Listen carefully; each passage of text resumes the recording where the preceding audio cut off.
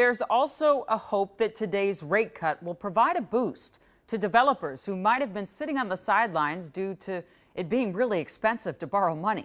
And for those looking for a deal right now, downtown Minneapolis and St. Paul have been holding a fire sale of sorts. Remember yesterday when I told you that one Minneapolis office tower sold for more than 90% off what it sold last time? What could that possibly mean for our future? Kent took a look today.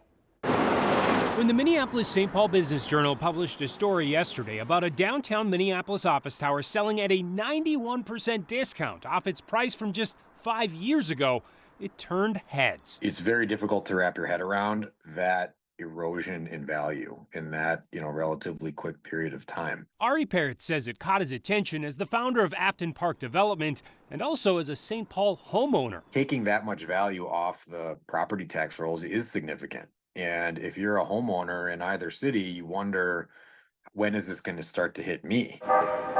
It's also just the latest example. Earlier this year, the Kickernick building, downtown Minneapolis, sold for 80% less than its previous sale. And last year, LaSalle Plaza nearly sold for 70% off. It's a necessary part of the process of going through and writing the markets. Andrew Babula is director of the real estate program at the University of St. Thomas. He says the market is still adjusting to the big drop in demand for downtown office space that began during the pandemic.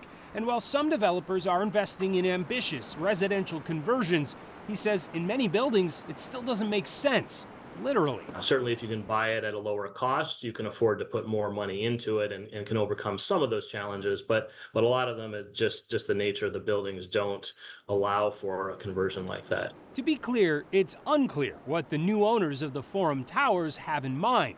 But they're now going to have some flexibility in what to do with that tower. Ari says the steep discount means they could simply try to find new tenants. The only way to do that creatively now is to basically make the space as inexpensive as possible. There are still people looking for office space, but they've got, 100 options for every tenant that's looking. So how do you become like the most attractive option? Well, you could be the cheapest option for one.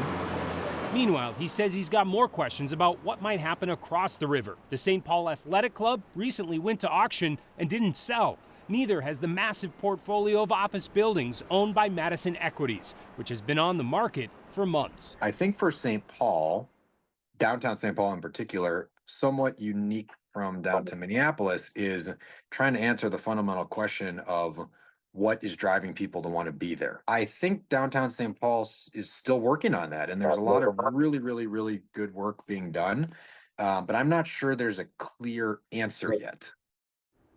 On that last point, Parrott says downtown Minneapolis, on the other end, has an advantage right now because it borders one of the hottest neighborhoods in the entire Twin Cities, the North Loop. And he says that gives him a place to try to connect development and bring more people in. Jana. Kent, I'm curious, at what point do these large buildings just become too cheap? And by that, I mean, can they just be torn down, or is that just completely ineffective? Well, that is something we talked about today, and it has happened in some other cities in the last few years. But keep in mind, they said that takes some time. There are tenants involved. It also is something that, frankly, just needs to work math-wise, and you have to have a need for that land, which is kind of where we're at right now. What do we do with it if we've got it? Right. Thanks so much, Kent. Appreciate it.